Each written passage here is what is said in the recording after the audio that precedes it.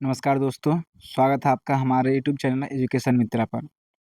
आज की इस वीडियो में हम क्लास 10th का इकोनॉमिक्स शुरू करने जा रहे हैं, जिसका फर्स्ट चैप्टर है अर्थव्यवस्था एवं इसके विकास का इतिहास।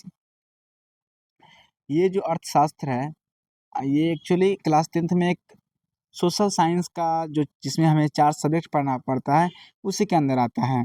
तो जैसा कि आप जानते हैं कि सोशल साइंस में हमें 4 सब्जेक्ट पढ़ना पड़ता है, इतिहास, भूगोल, नागरिक और अर्थशास्त्र। और जो भी मतलब जो हमारा सोशल साइंस सब्जेक्ट है जिसे हम हिंदी में सामाजिक विज्ञान कहते हैं, इसमें हमें 4 सब्जेक्ट पढ़ना पड़ता है। 4 सब्जेक्ट पढ़ना पड़ता है जो होता है 80 मार्क्स का। और चूँकि 20 मार्क्स जो होता है वो होता है हमारा प्रैक्टिकल होता है। तो जो 80 मार्क्स है इसमें हमें 4 सब्जेक्ट पढ़ना है। तो ये अगर हम बात करते हैं इकोनॉमिक्स का, तो ये लगभग जो है 20 मार्क्स ये वेटेज अपना रखता है। लगभग जो है ये 20 मार्क्स वेटेज ये अपना रखता है। तो चूँकि हम सिर्फ मार्क्स के लिए नहीं पढ़ेंगे, हम अर्थशास्त्र एक बहुत अच्छा सब्जेक्ट है और ये हमारे जीवन से जुड़ा हुआ भी है, तो इसे हम अच्छे से समझने का प्रयास करेंगे। चूँकि अगर अच्छे से हम समझ जाते हैं, तो मार्क्स भी आसानी से आ ही जाएगा। अब बात है कि ये कौन-सी बुक है? देखिए, ये एक ऑफ़िशियल किताब है जिसे बिहार बोर्ड के द्वारा अ, पढ़ाया जाता है और इसे हम बिहार टेक्स्ट बुक के नाम से जानते हैं। तो जो भी क्वेश्चन आएगा, ये आपका इसी बुक से आएगा, इसे हम सरकारी किताब भी कहते हैं, ठीक है? तो ये आपका एक सरकारी किताब है और जो भी क्वेश्चन बनेगा, वो आपका इसी से बनेगा।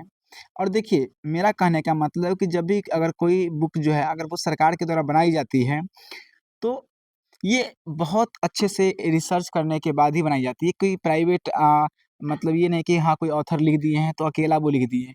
इस तरह की जो भी सरकारी किताब होती है, उसमें प्रॉपर एक डिस्कशन होने के बाद लिखा जाता है। हमें ये अलग बात है, थोड़ा ये समझने में थोड़ा-सा मुश्किल लगता है, तो इसके लिए तो मैं हूँ ही। तो हम जो भी है, इसको हम लाइन बाय लाइन अच्छे से डिस्कस करेंगे। अगर आप अच्छे से इसको सुनते हैं और मेरे साथ पढ़ने का प्रयास करेंगे, तो आपको कहीं भी इस चीज़ को समझने में कठिनाई नहीं होगी।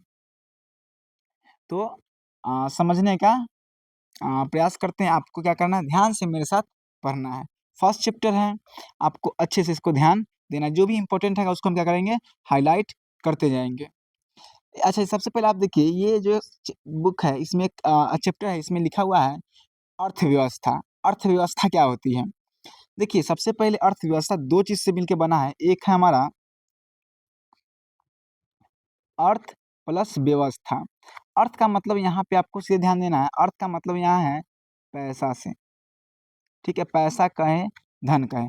और व्यवस्था का मतलब एक सिस्टम, यानी पैसा कैसे कमाना है, पैसा कैसे खर्च करना है, पैसा के और भी क्या-क्या तरीके से हम उसका प्रबंधन कर सकते हैं।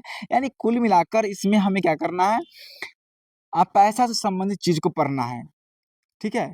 तो अर्थव्यवस्था का मतलब ही होता है कि सारा जो चीज़ होगा वो हमारा अ, मतलब पैसा के रिगार्डिंग, मनी के रिगार्डिंग है, उसी के आस-पास ही चीज़ें घूमती-फिरती रहती हैं, ठीक है?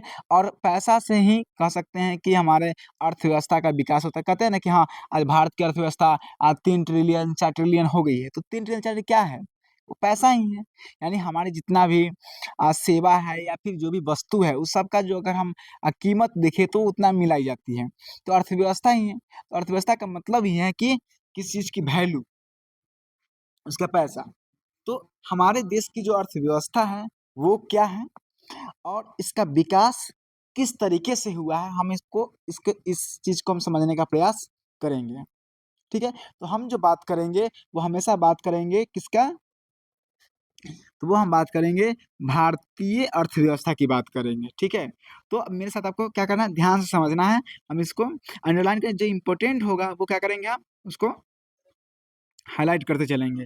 तो लिखा है कि भारतीय अर्थव्यवस्था का वर्तमान स्वरूप कोई एक दिन की संरचना नहीं है। सीधी-सी बात, आज ही देखिए कि आज हमारी जो है भारत की जो इकोनॉमी है, भारत की जो अर्थव्यवस्था है, वो 3 ट्रिलियन 4 ट्रिलियन है। तो क्या वो एक दिन ही बना है? नहीं, ये धीरे-धीरे इसका विकास हुआ है। तो कोई भी अर्थव्यवस्था जो है, एक दिन की संरचना नहीं होती है। तो आज जो भारत का है कि हाँ, चलो ठीक है, इसमें कह सकते हैं, आप तो हालाँकि नहीं जानते होंगे, लेकिन जो हमारी अर्थव्यवस्था है इसके 3 क्षेत्र होते हैं, प्राथमिक, द्वितीयक और तृतीयक। तो इसमें किस क्षेत्र का कितना योगदान है? जैसे आप लोग भी जानते हो कि भारत के जो है सेवा क्षेत्र काफ़ी अच्छा है। सर्विस सेक्टर जो है वो काफ़ी अच्छा है। पहले जो था वो कृषि क्षेत्र जो था यानी प्राथमिक क्षेत्र था वो अच्छा था। यानी जो भारत की जीडीपी है तो उसमें उसका योगदान कृषि का ज़्यादा था। लेकिन अभी जो है वो सेवा क्षेत्र का ज़्यादा योगदान हो गया। सेवा क्षेत्र का मतलब कि जो टीचिंग है, जो बैंकिंग सेक्टर है, जो इंश्योरेंस वाला सेक्टर है, तो ये जो सेक्टर है वो हमारा आता है सेवा क्षेत्र में। तो क्या शुरू से सेवा क्षेत्र का ही योगदान हमारी अर्थव्यवस्था में ज़्यादा है या पहले कुछ और था? तो जो भी अर्थव्यवस्था है, आज का जो कंडीशन है, वो एक दिन की नहीं है। धीरे-धीरे इसका विकास हुआ। पहले था कि जहाँ प्राथमिक यानी कि जो कृषि संबंधित चीज़ें था, उसमें हमारे देश के जो जीडीपी उसका योगदान ज़्यादा था। लेकिन धीरे-धीरे देश का क्या हुआ, हमारा विकास हुआ, बदलाव हुआ और आज है कि हमारा जो सेवा क्षेत्र है, उसका योगदान हमारे जीडीपी में ज़्यादा है। ठीक है? तो इसकी मूल सूत्र की जड़ें काफ़ी गहरी है। सीधी-सी बात है कि अर्थव्यवस्था का विकास एक दिन ये जो है काफ़ी बहुत पुरानी इसकी जड़ ही रही है और तब जाके आज हम अर्थव्यवस्था इस रूप में है।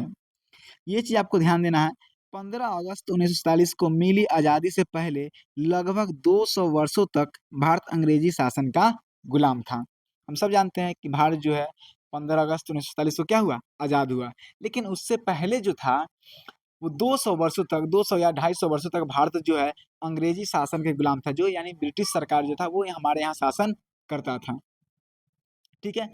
तो एक सीधी-सी बात है कि जब अगर कोई चीज़ हमारा अपना हो और हम उसका इस्तेमाल करें, तो बहुत सोच समझ कर इस्तेमाल करेंगे और अपने विकास के लिए करेंगे।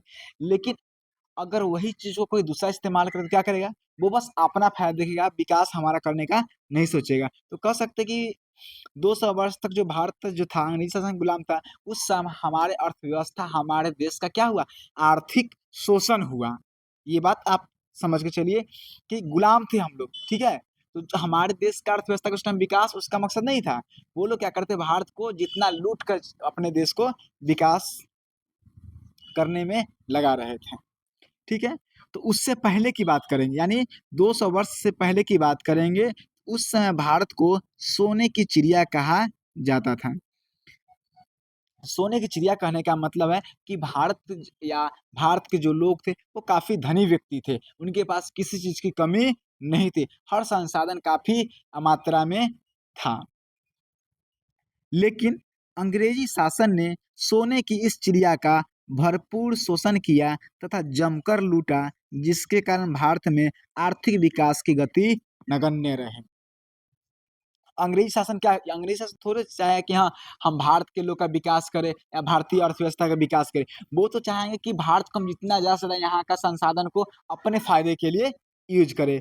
तो अंग्रेजी शासन क्या किए, भारतीय जो है अर्थव्यवस्था का शोषण किया, यहाँ जमकर लूटा और भारत की जो आर्थिक विकास था, ये जो था चूँकि उसका मकसद क्या था, लूट के ले जाना। यहाँ पे लोगों की या फिर भारत की जो आर्थिक विकास है उस टाइम उसको पे उसका कोई ध्यान नहीं था। तो उस टाइम भारत की अर्थव्यवस्था का कोई विकास नहीं हुआ। कह सकते हैं कि हुआ भी तो काफ़ी स्लो हुआ है, फिर हुआ ही नहीं। यानी कह सकते हैं कि लोगों की जो जीवन था, उसमें कोई सुधार नहीं हुआ।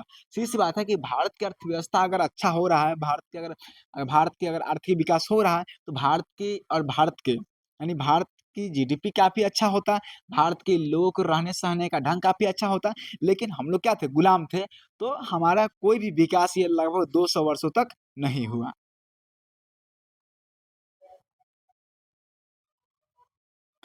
आज़ादी के समय भारतीय अर्थव्यवस्था का सामाजिक, आर्थिक, राजनीतिक, सांस्कृतिक पुनरुत्थान कर दुनिया की एक अग्रणी अर्थव्यवस्था के रूप में प्रस्तुत करना हमारे नीति निर्धारकों के समक्ष चुनौती था।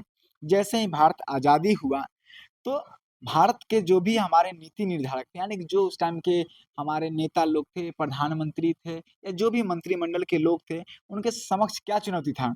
चुनौती था कि भारत की जो अर्थव्यवस्था जिसका शोषण अंग्रेज करके कर रहे थे, तो आज़ाद हो चुके थे हम लोग, तो अब उस जो विकास रुक गया था, उसको कैसे उस विकास को अब आगे बढ़ाया जाए? कैसे भारत को एक विकसित राष्ट्र के रूप में उभार कर लाया जाए दुनिया के सामने। तो ये सब क्या था, जो हमारे लीडरशिप था, जो हमारा नेतृत्व था, उसके समक्ष ये चुनौती था कि भारत को कैसे हम यहाँ से अब आगे बढ़ाएँ, कैसे भारत के लोगों की जो ज़िंदगी है उसको सुधारें, कैसे भारत को एक अच्छा राष्ट्र बनाएँ, एक अमीर राष्ट्र बनाएँ, सीधी-सी बात बोले तो।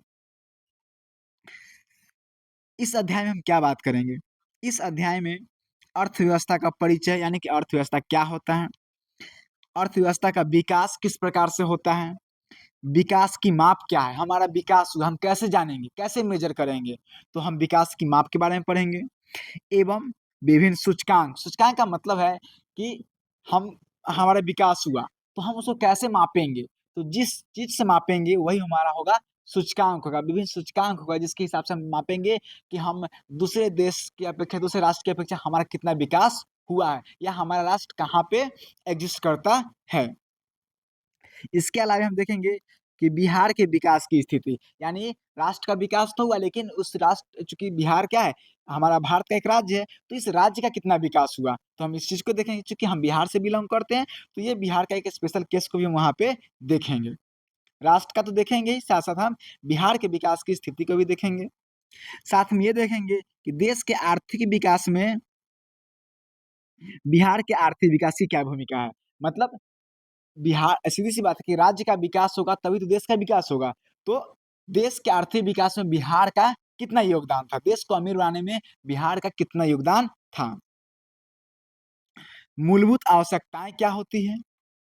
विकास का संबंध आदि बातों पर प्रकाश डाला गया है। यानी कि इस चैप्टर में हम इन सब चीज़ों को क्या करेंगे, डिस्कस करेंगे, चर्चा करेंगे, विस्तार से समझने का प्रयास करेंगे। फिर से एक बार बताते हैं, इसमें क्या-क्या हम समझेंगे? हम समझेंगे अर्थव्यवस्था का परिचय, अर्थव्यवस्था का विकास, विकास की माप, विभिन्न सूचकांक, बिहार के विकास की स्थिति, देश के आर्थिक विकास में बिहार के आर्थिक विकास की भूमिका, मूलभूत आवश्यकताएँ और विकास का संबंध, इन सब चीज़ों को हम क्या करेंगे, इस चैप्टर में पढ़ेंगे। तो सबसे पहला जो हमारा टॉपिक है, वो क्या है? अर्थव्यवस्था का परिचय। यानी कि पहले हम ये समझें कि अर्थव्यवस्था होता क्या है? अंग्रेजी शासन ने भारतीय अर्थव्यवस्था को अपना एक उपनिवेश, यानी कि कॉलोनी बनाकर रखा था। यहाँ पे एक वर्ड आता है उपनिवेश, यानी कि कॉलोनी, ये क्या होता है? समझिए।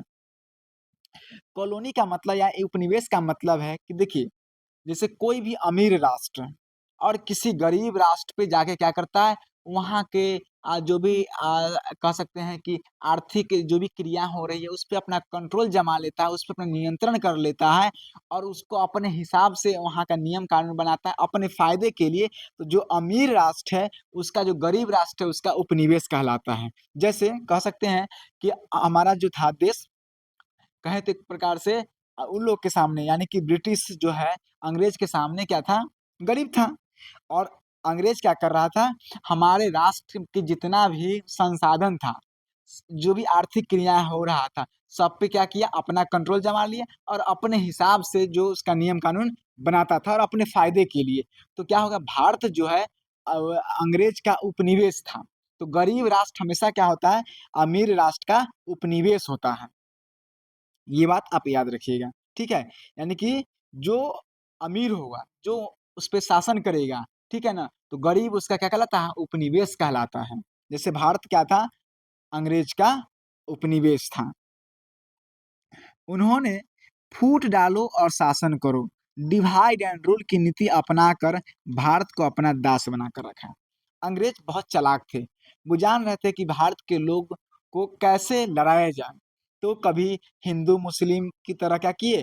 फूट डालकर शासन करते थे। यानी आपस में ही लड़वा दिए, एक राजा को दूसरे राजा से लड़वा दिए, एक धर्म को दूसरे धर्म से, एक जात को दूसरे जात में क्या किए? फूट डाल-डाल कर, चूँकि आपस में लड़ेंगे लोग, तो ये क्या होगा? शासन करना बहुत आसान होगा। तो अंग्रेज़ी जो है, जो अंग्रेज़ थे, वो फूट डालो और शासन करो कि यानी कि डिवाइड एंड रूल की नीति अपनाकर भारत में क्या किए?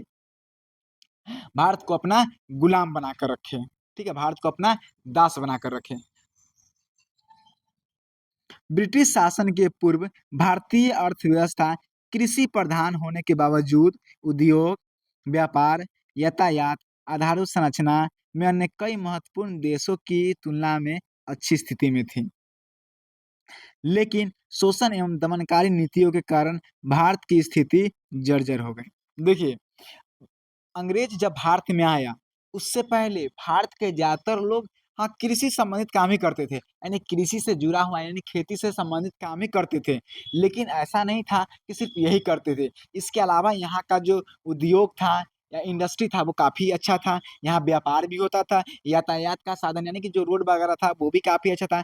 आधारभूत संरचना जो है बाकी कई देशों से काफ़ी अच्छा स्थिति में था। भारत की बात कर रहे हैं, अंग्रेज के आने से पहले। लेकिन अंग्रेज जो है अपनी शोषण एवं दमनकारी नीतियों के कारण भारत की स्थिति को बहुत ज़्यादा खराब कर दिए, ठीक है? गरीबी, अशिक्षा, अंधविश्वास, विषमता तथा शोषण का साम्राज्य था, ठीक है? जैसे ही अंग्रेजी शासन की बात कर रहे हैं, तो उस टाइम गरीबी तो थी ही। ठीक है? क्योंकि उनका नीति ही उस तरह का था, अशिक्षाई था, लोग पढ़े-लिखे भी नहीं थे, अंधविश्वास भी था, लोग बहुत ज़्यादा अंधविश्वासी थे, है ना? मतलब कह सकते हैं अंधविश्वास तो आप समझ ही रहे हैं कि अंधविश्वास किस सेंस में बात हो रही है, यानी कि वैसे बात पर बिलीव करते थे जिसका कोई एक्जिस्टेंस नहीं है, विषम था, लोग काफ़ी भेदभाव करते थे और शोषण था, यानी कि अपर कास्ट के द्वारा लोअर कास्ट के साथ, ये काफ़ी इस तरह का चीज़ें था, जिसके कारण जो है भारत यहाँ पे बहुत अंग्रेज जो है भारत को बहुत आसानी से यहाँ पे भारत को गुलाम बना लिए और नीति तो उनका था ही कि फूट डालो और शासन करो। इसके साथ-साथ ये समस्याएँ भी उस टाइम थी। ये बात आपको ध्यान रखना है कि गरीबी, अशिक्षा, अंधविश्वास, विषमता तथा शोषण का साम्राज्य ये था। अंग्रेजी शासन के लगभग 200 वर्षों तक भारतीय अर्थव्यवस्था में कोई विकास नहीं हुआ। होगा भी कैसे? सीधी-सी बात है कि अंग्रेज हमारे यहाँ क्यों विकास करेंगे? हमारे देश के लोगों के मतलब जो जीने का तरीका है उसको क्यों सुधारेंगे? भारत को क्यों वो अच्छा बनाएँगे? तो वो सिर्फ़ लूटने के चक्कर में, वो सिर्फ़ यहाँ के शोषण करने के चक्कर में, यहाँ के संसाधन को बस यहाँ अपने विकास के लिए यूज़ करना चाहते थे। ठीक है? तो उस टाइम भारत की अर्थव्यवस्था में कोई भी विकास नहीं हुआ। प्रति व्यक्ति आय की स्थिरता, कृषि पर जनसंख्या की बढ़ती हुई निर्भरता, हस्तशिल्प उद्योगों का पतन तथा उसके बाद लगभग नष्ट हुई औद्योगिक व्यवस्था इस बात को पूरी तरह स्पष्ट कर देते हैं कि अंग्रेजों ने भारतीय अर्थव्यवस्था का शोषण किया। देखिए, प्रति व्यक्ति आय की स्थिरता, ये क्या है? प्रति व्यक्ति आय क्या होता है? जैसे कि एक व्यक्ति की 1 साल में कितनी आमदनी है, ठीक है? जैसे एक व्यक्ति मान लीजिए साल भर में अगर अगर हम एक हिसाब से देखें 10,000 का महीना कमाता है, तो साल भर में कितना हो जाएगा? 1,20,000 तो 1,20,000 क्या हो गया उसकी प्रति व्यक्ति आय हो गया। 1 साल में किसी व्यक्ति द्वारा अर्जित की गई कुल सेवाओं एवं सामान का जो मूल्य होता है, वही उसका प्रति व्यक्ति आय होता है। तो कहने का मतलब है कि प्रति व्यक्ति आय स्थिर हो गया, मतलब उसके प्रति व्यक्ति आय में कोई भी ज़्यादा विकास नहीं हुआ, उसकी प्रति व्यक्ति आय बढ़ा नहीं। यानी जो भी 200 वर्ष तक जितना जिसका कमाई था, कमाई उतना ही रह गया, लगभग 200 वर्ष कोई विकास नहीं हुआ। कृषि पर जनसंख्या की बढ़ती हुई निर्भरता, कहने का मतलब है कि खेती पर लोड बढ़ते जा रहा था। सब मज़दूर लोग अब सोचिए जहाँ एक आदमी के खेत में काम वहाँ पे 5 लोग कर रहे हैं, तो कहाँ सब लोग को मेहनताना मिल पाएगा? नहीं मिल पाएगा। एक लोग काम करे उस खेत में तो उनको 10,000 मिलेगा। सपोज़ कीजिए एक एग्ज़ाम्पल बता रहे हैं कि 1 महीने का। लेकिन अब वही 10,000 में 5 लोग काम कर रहे हैं, सबका वेतन कितना हो जाएगा? महीना का 2-2 हज़ार रुपया ही हुआ। तो कृषि पर जो है जनसंख्या की बहुत ज़्यादा निर्भरता हो गई, हस्तशिल्प उद्योगों का पतन हो गया, यानी भारत में क्या था कि हस्तशिल्प उद्योग काफ़ी अच्छा था, यानी यहाँ पे छोटे-मोटे जो है एमएसएमई था, बिज़नेस करके लोग अपना चलाते थे। चूँकि अंग्रेज़ आए तो वहाँ से मशीन से बना हुआ चीज़ों को लाते थे, तो कोई भी सामान सोचिए कि जो हाथ से बना हुआ सो और मशीन से बना हुआ है सो, लोग आसान कौन होगा खरीदना? तो मशीन से बना हुआ, तो यहाँ की अंग्रेज़ तो वहाँ से मशीन से बना हुआ ले आते थे, तो यहाँ का जो छोटा-मोटा उद्योग था वो सब क्या हो गया? उसका पतन हो गया, खत्म हो गया। और यहाँ की जो छोटी-मोटी चूँकि अंग्रेज़ काफ़ी टेक्नोलॉजी एडवांस थे, यहाँ के लोग उतना नहीं थे, तो उनके आगे कौन टिकेगा? उसी तरह से यहाँ की जो औद्योगिक व्यवस्था थी, वो भी क्या हो लगभग खत्म हो गया, जो फैक्ट्री वगैरह था। तो इससे पता चलता है कि अंग्रेज़ क्या किए? भारतीय अर्थव्यवस्था का शोषण किए। अब देखिए हमारा एक चीज़ है उपनिवेश, यानी कि कॉलोनी, ये उपनिवेश या कॉलोनी क्या होता है, इस चीज को समझिए। जब कोई भी देश किसी बड़े समृद्धशाली राष्ट्र के शासन के अंतर रहता है और उसके समस्त आर्थिक एवं व्यावसायिक कार्यों का निर्देशन एवं नियंत्रण शासक देश का होता है, तब ऐसे शासित देश को शासक देश का उपनिवेश कहा जाता है। देखिए क्या कह रहा है, जब कोई भी देश किसी बड़े समृद्धशाली राष्ट्र के शासन के अंतर रहता है, जैसे भारत जो था वो अंग्रेजों के शासन के अंतर्गत रहता था, ठीक है? और उसके समस्त आर्थिक एवं व्यावसायिक क्रियाकलाप नियंत्रण नियंत्रण शासक देश का होता है। और जो शासक देश यानी कि जो अंग्रेज था, जो भारत की समस्त आर्थिक एवं व्यावसायिक कार्य जो भी था, सब पे नियंत्रण वही करता था, निर्देशन भी वही करता था। तो वो शासक देश होता है। जैसे अंग्रेज था, तो अंग्रेज हो गया हमारा शासक देश। तो ऐसे शासित देश को शासक देश का उपनिवेश कहते हैं। तो शासित देश का मतलब भारत जो है, भारत को शासक देश यानी कि अंग्रेज को उपनिवेश कहा जाता है। यानी भारत जो था, क्या था? ब्रिटिश का यानी ब्रिटेन का या फिर अंग्रेज का क्या था? उपनिवेश था। तो भारत करीब 200 वर्षों तक ब्रिटिश शासन का क्या था? उपनिवेश था। तो ये आपको याद रखना है कि उपनिवेश क्या होता है, कॉलोनी क्या होता है, आप समझ गए। किसी बात की जब भी कोई अमीर देश किसी गरीब देश पे जाके वहाँ के सारे चीज पे अपना कंट्रोल कर लेता है, तो गरीब देश जो होता है वो अमीर देश का उपनिवेश कहलाता है। जैसे भारत जो है अंग्रेज का 200 वर्ष तक उपनिवेश था। नेक्स्ट जो हमारा टॉपिक है वो है अर्थव्यवस्था का अर्थ, यानी अर्थव्यवस्था क्या होता है। हम अपने दैनिक जीवन में देखते हैं कि प्रायः सभी लोग अपनी आजीविका के अर्जन के लिए विभिन्न प्रकार की क्रियाओं में लगे रहते हैं। सीधी सी बात है, हम सब अपनी जिंदगी चलाने के लिए कुछ ना कुछ काम करते हैं, ठीक है। इनकी क्रियाएं मुख्य रूप से वस्तु एवं सेवाओं के उत्पादन से संबंधित होता है। अब वस्तु का उत्पादन, बहुत से लोग खेती करते हैं, फैक्ट्री में कुछ सामान बनता है, ये हो गया वस्तु का उत्पादन। सेवाओं का उत्पादन, जैसे लोग कोई टीचर से, हम टीचर हैं, टीचिंग कराते हैं, तो ये हो गया सेवाओं का उत्पादन। बहुत से लोग हैं बैंक में काम करते हैं, बहुत से लोग इंश्योरेंस में काम करते हैं, तो ये सब हो गया सेवाओं का उत्पादन, ठीक है। तो लोग दो ही प्रकार से मुख्य रूप से काम करते हैं, या तो वो वस्तुओं का उत्पादन कर रहे हैं या फिर सेवाओं का उत्पादन कर रहे हैं। उदाहरण के लिए किसान खेत में एवं खलिहानों में, मजदूर कल कारखानों में, शिक्षक स्कूल तथा कॉलेजों में, वकील कोर्ट कचहरी में अपने कार्य में लगे रहते हैं। तो किसान खेत खलिहान में क्या करेंगे? तो किसी वस्तु का उत्पादन करेंगे। मजदूर कल कारखाने में क्या करेंगे? तो कुछ वस्तु का उत्पादन करेंगे। शिक्षक स्कूल में पढ़ाएंगे तो ये सेवा कहलाता है। स्कूल कॉलेज में पढ़ाएँगे। वकील कोर्ट कचहरी में क्या करता है? अपना सेवा देता है, वहाँ तो कोई वस्तु का उत्पादन तो नहीं लग रहा है। तो 2 ही तरह का चीज़ होता है, या तो वस्तु का उत्पादन हो रहा है या फिर सेवाओं का उत्पादन होता है। तो इस तरह से लोग क्या करते हैं, अपने आजीविका के अर्जन के लिए इन प्रकार की क्रियाओं को करते हैं। अब प्रश्न यह है कि ये सभी लोग अपने-अपने कार्यों में व्यस्त क्यों रहते हैं? ये अपना-अपना लोग कार्य क्यों कर रहे हैं? ये काम कर क्यों रहे हैं? इसके उत्तर में यह कहा जा सकता है कि ये सभी लोग धन कमाने के उद्देश्य से विभिन्न आर्थिक क्रियाओं में लगे हुए हैं, जिससे उनके परिवार के सदस्य की आवश्यकताएं पूरी हो सके। सीधी-सी बात है, लोग काम क्यों कर रहे हैं? धन कमाने के लिए, पैसे कमाने के लिए। लोग किसान खेत में काम कर रहे हैं ताकि कुछ पैसा, कुछ धन अर्जित कर सके। मजदूर कल कारखाने में काम क्यों कर रहे हैं? ताकि कुछ आप धन अर्जित कर सके। टीचर भी पढ़ाते हैं बच्चों को ताकि वो धन अर्जित कर सकें। वकील भी कोर्ट कचहरी में काम करते हैं ताकि धन का अर्जन कर सके, और उस धन का क्या करते हैं? ताकि उनका और उनके परिवार की जो आवश्यकताएँ हैं, उसको भी पूरा कर सकें। ठीक है? तो यहाँ पे एक चीज़ है, हमारी वे सभी क्रियाएँ जिनसे हमें आय प्राप्त होती है, आर्थिक क्रिया कहलाती है। तो ये सभी काम, ठीक है ना? जैसे किसान का खेत में काम करना, मज़दूर का कल कारखाना में काम करना, टीचर का स्कूल कॉलेज में पढ़ाना, वकील या कोर्ट कचहरी में काम करना, ये सब क्या है? आर्थिक क्रियाएँ हैं, क्योंकि इनसे धन की प्राप्ति होती है, इससे हमें पैसे की प्राप्ति होती है, तो आर्थिक क्रियाएँ हैं। तो आर्थिक क्रिया क्या होती है? क्वेश्चन आता है, तो ये आपको बताना क्या है कि वे सभी क्रियाएँ जिससे हमें आय की प्राप्ति होती है, जिससे हमें धन की प्राप्ति होती है, उससे हम क्या कहते हैं?